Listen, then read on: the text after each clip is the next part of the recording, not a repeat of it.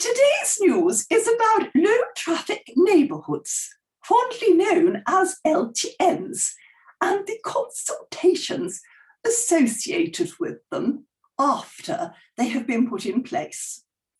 One sunny spring afternoon in a backyard in the terraces east of Stonyhurst Road Bridge, Meg is sitting in a dining chair, stirring the contents of a teapot, which stands next to 2 china cups and a sugar bowl on a wooden folding picnic table. Petey, her husband, is sitting in a stripy wooden framed deck chair that looks like it dates from the 1950s, much like he does himself. He is thumbing through some newspapers and leaflets. Meg speaks first. Do you think it's getting chilly now the sun's gone in, Petey? Quite chilly.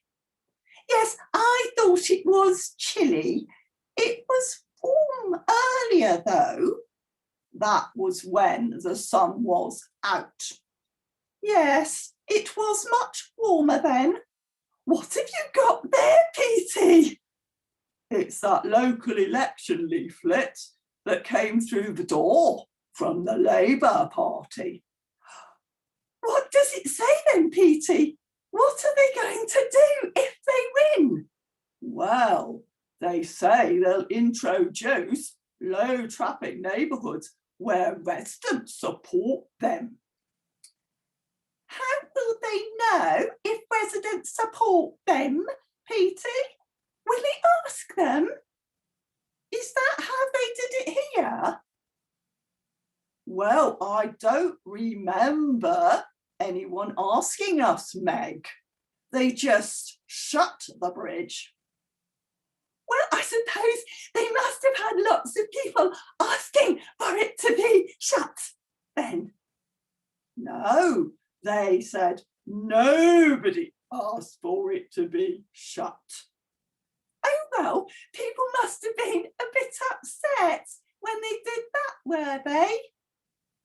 I think so, but then they had a consultation afterwards, and lots of people told them what they thought. Oh, so did the consultation prove that the residents supported the closure, Petey? Well, I heard in Sainsbury's the other day that the council's report said the closure of Stonyhurst Road Bridge attracted a notably more critical response than any of the other bridges.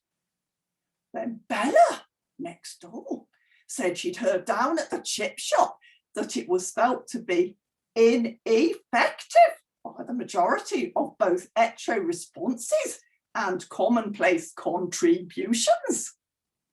And Kenny, at the allotment, told me the report said the closure attracted a number of concerns, which clearly outweigh praise. Those were his very words. Oh, that sounds to me like the residents don't support this closure at all. I expect they'll be opening the bridge straight away then. How many people said they wanted it reopened and how many wanted it shut, Petey?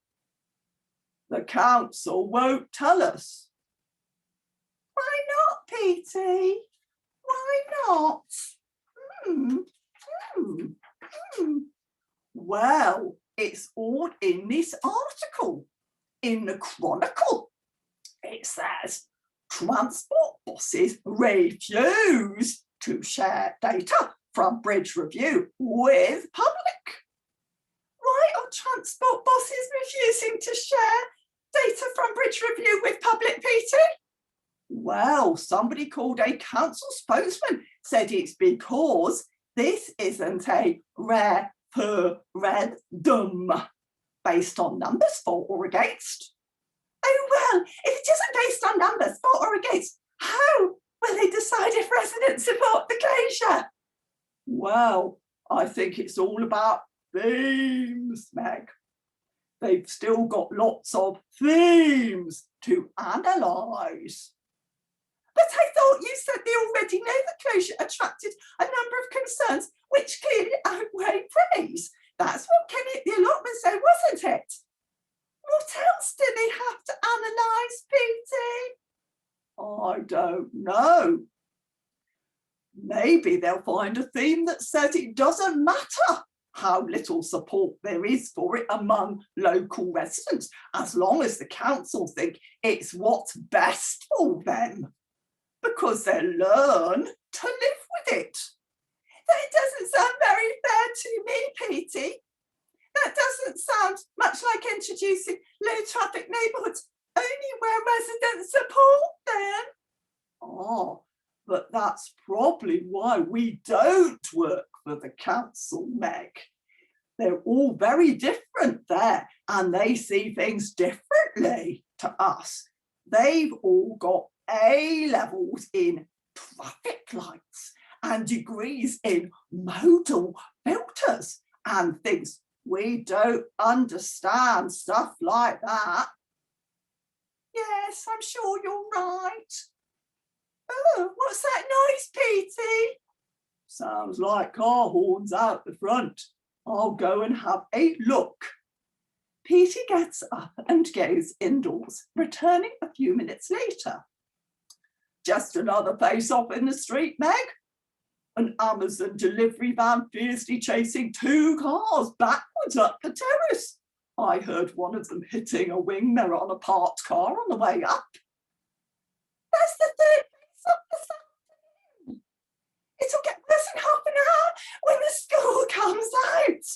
What's that picture in the paper there, Petey? It's a ship wedged across the Suez Canal. Nothing can get past it. The other ships are all having to reverse out in a long line and go thousands of miles round the bottom of Africa instead. I've heard it's quite a challenge. Do you think the council put it there to create a low-traffic neighbourhood, Petey?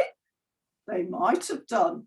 Then they would be able to designate the canal as a shared space for active travel and get someone to hire out those orange electric paddle boards.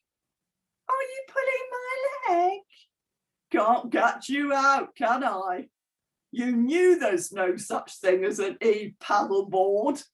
Pass the sugar, please, pet love.